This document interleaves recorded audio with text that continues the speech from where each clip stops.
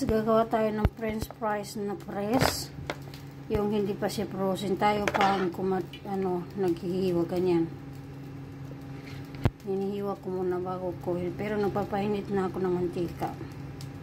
Guys, yung atin nagawa dahil maglalagay ako dito ng flour. Dahil para maging crispy. Ayan. Mekos-mekos lang natin. Tapos black pepper. Tapos paprika powder. Tapos salt.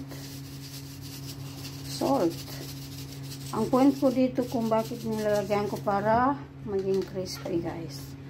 So, imemekos-mekos natin sa sarili natin kamay.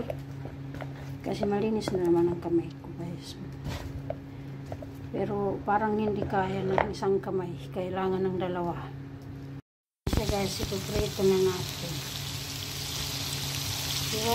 Pahiwalay-hiwalay natin ng konti.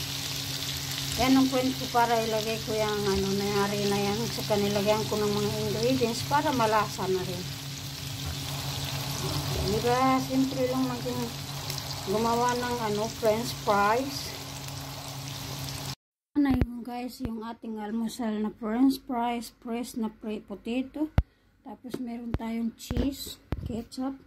May itlog yun. Ayoko ng itlog. Ayoko kumain ng itlog. Kamay kubos. Pero ang kakainin ko lang ay french fries. Para na hindi mabigat sa tiyan.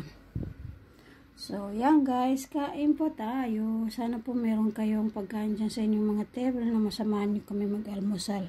Bye-bye!